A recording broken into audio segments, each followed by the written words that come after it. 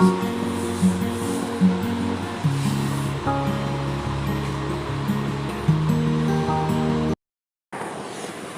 विद्यार्थी मित्र हो, आज आपण इयत्ता 11वीतील व्याकरण या ठिकाणी पाहणार आहोत.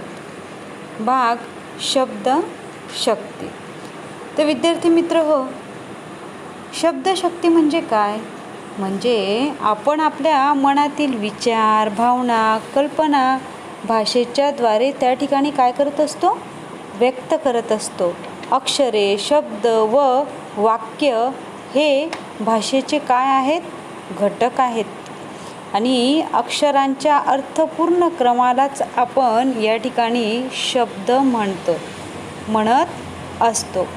प्रत्येक शब्दाला या ठिकाणी काय असतो? एक प्रकारचा अर्थ असतो. बघा विद्यार्थी मित्र, सकाळी उठल्यापासून तर रात्री झोपेपर्यंत आपण एक अक्षराने त्या ठिकाणी शब्द तयार करत असतो. आणि शब्द तयार होत असतानाच आपण नेहमी आपल्या मनात जे विचारत असतील, ज्या भावना येत असतील, त्या आपण भाषेच्या माध्यमातून त्या ठिकाणी काय करत असतो? प्रकट करत असतो. बघा, माणसाचे परस्परातील व्यवहार भाषेच्या माध्यमातून चालतात. भाषेच्या माध्यमातूनच साहित्यांची निर्मिती होते. दोन्ही ठिकाणांची भाषा परिणामकारक व वैशिष्ट्यपूर्ण असते. असा बघा या ठिकाणी बघा, जसा चित्रकारांचा अनुभव रंगांमधून, गायकाचा अनुभव सुरातून, तसा लेखकाचा अनुभव हा त्या ठिकाणी शब्दातून व्यक्त होत असतो. संदेश, भावना, विचार यांची देवाणघेवाण होण्यासाठी व त्यांची प्रभावी अभिव्यक्ती होण्यासाठी योग्य सूचक आणि पोषक शब्दांची योजना करावी लागते. अनेक शब्दांमधून योग्य शब्दांची निवड करण्याची क्षमता माणसात असायला हवी. तिचा अचूक वापर करण्याचे कौशल्य त्याला ज्ञात असायला हवीत. यासाठी शब्दशक्तीची ओळख करून घेणे हे सगळ्यात महत्त्वाचं आहे आणि उचित त्या ठिकाणी ठरेल. बघा, तिचा अचूक वापर करण्याची कौशल्य त्याला ज्ञात असायला. बघा या ठिकाणी म्हटलेलं आहे, खालील वाक्यांचे काळजीपूर्वक वाचन करून त्यांचे निरीक्षण करा. या ठिकाणी वाक्य दिलेलं आहे आणि ते वाक्य आपल्याला त्या वाक्यांचं पूर्णपणे निरीक्षण त्या ठिकाणी करायचं आहे. पहिलं आहे, मी आज मोठा दगड पाहिला. मी आज काय पाहिलं? त्या ठिकाणी मोठा दगड पाहिला. पुढे वाचूया, त्यांचे बोलणे म्हणजे काळ्या दगडावरची रेघ. त्यांचे बोलणे म्हणजे काळ्या दगडावरची रेघ. आता तिसऱ्या याच्यात काय दिलंय? माझ्या मना बन दगड. तर तिसऱ्या भागात दिलेलं आहे की माझ्या मना बन दगड. म्हणजे या ठिकाणी 3 वाक्य दिलेले आहेत, पण ते 3 वाक्यांमध्ये दगड हा शब्द आलाय. पण प्रत्येक तिघही वाक्यांमध्ये ते दगडाचा अर्थ वेगवेगळ्या पद्धतीने शब्दाने त्या ठिकाणी प्रगट झालेला आहे. बघा, प्रस्तुत वाक्यात निरीक्षणानंतर असे लक्षात येते की प्रत्येक वाक्यात दगड हा शब्द, प्रत्येक वाक्यातील दगड शब्दाचा अर्थ दगड हाच असला तरी त्या शब्दात मूळ अर्थाव्यतिरिक्त वेगळा असा अर्थ संदर्भाने प्रकट करण्याचे विशिष्ट प्रकाराचे सामर्थ्य आहे. बघा पुढे बघूया, शब्दांच्या या सामर्थ्यालाच शब्दशक्ती म्हणतात. शब्दांच्या अंगी एकूण 3 प्रकारच्या शब्दशक्तीसुद्धा त्या ठिकाणी असतात. आता या ठिकाणी बघा, शब्दांच्या अंगी अर्थ प्रकट करण्याची जी शक्ती असते तिला शब्दशक्ती असे म्हणतात. आता पुढे बघूया शब्दशक्ती. आता 3 प्रकार आहेत शब्दशक्तीचे. पहिला प्रकार आहे अभिधा, दुसरा आहे लक्षणा, तिसरा आहे व्यंजना. आता आपण समजून घेऊया. बघा या ठिकाणी अभिधा, वरील तिन्ही उदाहरणातून आपल्याला असे लक्षात येते की पहिल्या वाक्यातील दगड शब्द उच्चारल्यानंतर त्याचा शब्दशः अर्थ कळतो. पहिल्या वाक्यात दगड म्हणजे ठराविक आकाराची एक जड वस्तू. हा अर्थ व्यक्त करण्याची शब्दांची जी काही शक्ती आहे तिला अभिधा असे म्हणतात. अजून एक वाक्य घेऊया आपण अभिधाचं. मी जंगलात एक हत्ती पाहिला. या ठिकाणी मी जंगलात एक हत्ती पाहिला या वाक्यात हत्ती या शब्दातून अवाढव्य आकाराचा प्राणी हत्ती हाच शब्दशः सरळ व रूढ अर्थ समजतो. इतर कुठलाही अर्थ प्रतीत होत नाही. इतर कुठलाही अर्थ त्या ठिकाणी आपण लक्षात घेऊ शकत नाही. त्याच पद्धतीने मी आज मोठा दगड पाहिला म्हणजे फक्त दगड ही जी काही कल्पना आहे तर ती आपल्याला काय वाटते, दगड कसा असतो, एकदम जड असतो, कडक असतो. तर आपण तीच कल्पना त्या ठिकाणी घेऊ शकतो. आणि मी जंगलात एक हत्ती पाहिला, आता अवाढव्य असतो हत्ती, सगळ्यात शक्तिशाली आणि सगळ्यात आकाराने कसा असतो, तो मोठा असा असतो. अशा प्रकारे शब्दांचा सरळ व रूढ अर्थ व्यक्त करणाऱ्या शब्दशक्तीला अभिधा म्हणतात. आणि अभिधा शक्तीचे प्रकट होणाऱ्या अर्थालाच वाच्यार्थ अर्थसुद्धा या ठिकाणी म्हणता येऊ शकते. बघा आता अभिधा शक्तीचे वैशिष्ट्यही या ठिकाणी दिलेली आहेत. पहिलं वैशिष्ट्य आहे ही शब्दांची पहिली शक्ती आहे. अभिधा ही शब्दांची पहिली शक्ती आहे. वाचल्याबरोबर शब्दशः अर्थ कळतो. तो अर्थ शब्दकोशातही असतो. अभिधा शक्तीच्या सहाय्याने प्रकट होणाऱ्या या अर्थाला वाच्यार्थ अर्थ असे म्हणतात. आता पुढे बघूया आपण लक्षणा. या ठिकाणी लक्षणा हा भाग या ठिकाणी आपण पाहणार आहोत. आता दुसरा भाग आहे लक्षणा.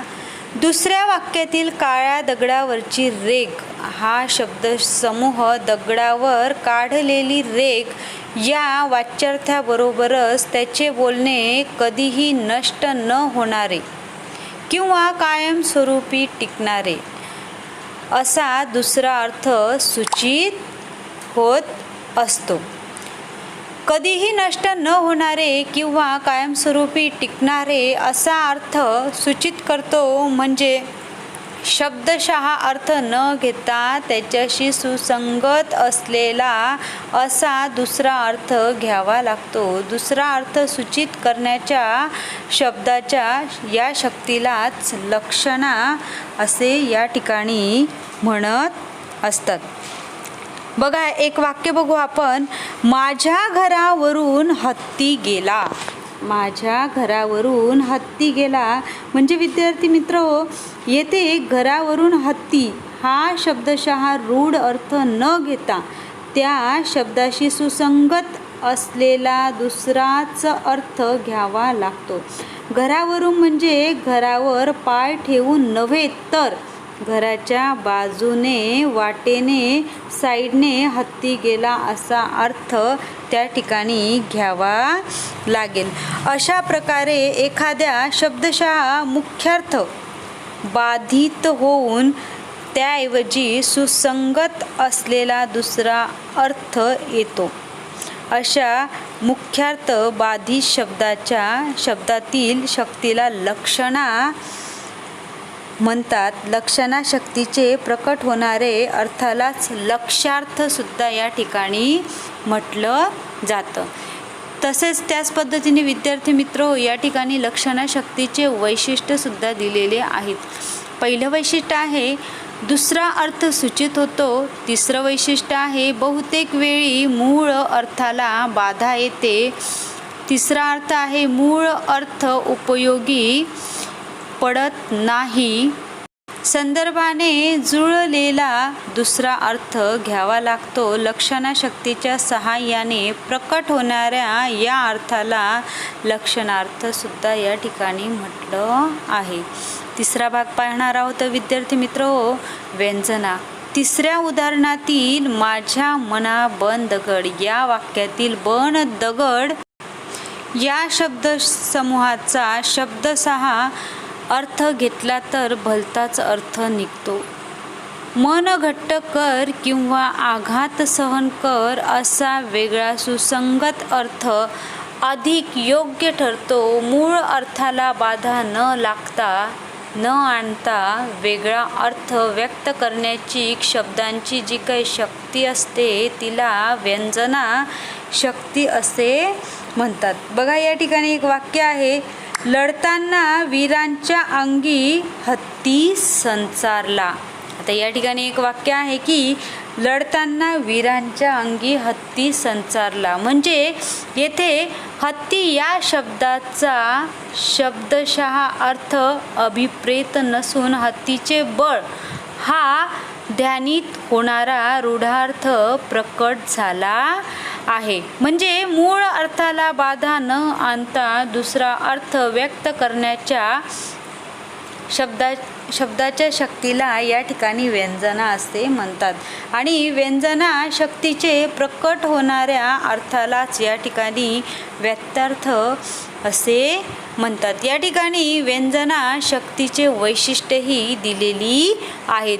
वेगळा अर्थ सूचित होणे, दुसरा आहे मूळ अर्थाला बाधा येत नाही, तिसरा आहे हा दुसरा सुसंगत अर्थ ही शक्ती वाचकांपर्यंत पोचवते. व्यंजना शक्तीच्या सहाय्याने प्रकट होणाऱ्या या अर्थाला व्यंग्यार्थ असे म्हणतात. तर विद्यार्थी मित्र हो, आता आपण या ठिकाणी पुढे पाहणार आहोत. बघा या ठिकाणी व्यंग्यार्थाची गंमत, सूर्य उगवला असे वाक्य उच्चारल्यानंतर सूर्योदय झाला हा वाच्यार्थ सूर्योदय झाला, सकाळ झाली असे अर्थ जरी संस्कृत दर्शनी होत असले तरी व्यक्तिगणिक याचा अर्थ वेगळाच सूचित होऊ शकतो. बघा उदाहरणार्थ या ठिकाणी दिलेला आहे सूर्योदय झाला. पहिला आहे काही व्यक्तींची झोपेतून उठण्याची काय झालेली त्या ठिकाणी वेळ झाली. दुसरा भाग बघा झाडलोट करण्याची वेळ त्या ठिकाणी झालेली आहे. तिसरा बघा धार्मिक व्यक्तींची प्रार्थनेची वेळ त्या ठिकाणी झालेली आहे. आणि चौथ्या भागात मुलांची आंघोळीची वेळ त्या ठिकाणी झालेली आहे. पुढे बघूया आपण. वाचन व लेखन करताना या तिन्ही शब्दांचे ज्ञान असणे अत्यंत त्या ठिकाणी काय आहे महत्त्वाचे आहे. शब्दशक्तीची गरज या ठिकाणी आता शब्दशक्तीची गरज आपण ते पाहणार आहोत. ललित वाङ्मयात अनुभवाचे दर्शन घडवण्यासाठी. दुसरा आहे शब्दांचा कोश प्रमाण मनाला असला तरी ललित लेखनात शब्द केवळ ज्ञान देण्यासाठी नसून कवीचा लेखकांचा अनुभव सांगण्यासाठी असतात. लेखक कवी यांना शब्दांच्या पलीकडचा भाव व्यक्त करण्यासाठी. आणि चौथा आहे मूळ भावार्थाशी संलग्न अर्थ त्या ठिकाणी व्यक्त करण्यासाठी. पुढचा आहे लेखकांच्या व कवीच्या भावछटा व्यक्त करण्यासाठी. सहावा आहे काव्यात व्यंग्यार्थामुळे सूचक व अधिक परिणामकारकता साधण्यासाठी. या ठिकाणी विविध उदाहरणे दिलेली आहेत, ती आता या ठिकाणी आपण पाहणार आहोत. पहिल्या भागात आहे अभिधा, दुसऱ्या भागात आहे लक्षणा आणि तिसऱ्या भागात आहे व्यंजना. आता अभिधामध्ये या ठिकाणी 1 नंबरला आहे राम एक राजा होता. राम एक राजा होता. आणि बघा लक्षणामध्ये दिलेलं आहे की यात काही राम नाही. आणि तिसरं आहे त्याने राम म्हटले. व्यंजनामध्ये काय लिहिलेलं आहे की त्याने राम म्हटले. आता दुसरं बघू आपण अभिधामध्ये. तलावात भरपूर पाणी आहे. तलावामध्ये भरपूर पाणी आहे. तर तशाच पद्धतीने लक्षणामध्ये दिलेलं आहे की त्याच्या डोळ्यातील पाणी आटले. त्याच्या डोळ्यातील पाणी आटले. लाथ मारेल तिथे पाणी काढेल. म्हणजे या ठिकाणी पाणी या शब्दाचा अर्थ वेगवेगळ्या पद्धतीने आलेला आहे. तिसरं बघा, ही वाट डोंगर गावाची आहे. अभिधामध्ये ही वाट डोंगर गावाची आहे. लक्षणामध्ये त्यावेळी माझी वाट लागली. वाट या शब्दाचा वेगवेगळा अर्थ त्या ठिकाणी स्पष्ट होत आहे. तुम्ही लक्षात ठेवा. चौथा आहे आपणच आपली वाट निर्माण करावी. आता याच्यामध्ये बघा अभिधामध्ये आहे चौथा भाग, बांगड्या रंगीत असतात. तशाच पद्धतीने लक्षणामध्ये बांगड्यांचा बघा कसा अर्थ दिला आहे. पानिपतावर 1,25,00,000 बांगडी फुटली. आणि त्याच पद्धतीने बांगडीचा अर्थ व्यंजनामध्ये काय दिला आहे, अखेर येथे निरोप घेऊन निवांत मार्गात ते कंकण. पुढे बघूया पाचवं अभिधामध्ये मावळतीचा सूर्य दिसतो. त्याच पद्धतीने लक्षणात सूर्य अस्ताला गेला. आणि तशाच पद्धतीने व्यंजनामध्ये त्यांच्या जीवनाचा सूर्य अस्ताला गेला. तर विद्यार्थी मित्रहो, या ठिकाणी आपण व्याकरणातील शब्दशक्ती समजून घेण्याचा प्रयत्न या ठिकाणी केलेला आहे. धन्यवाद.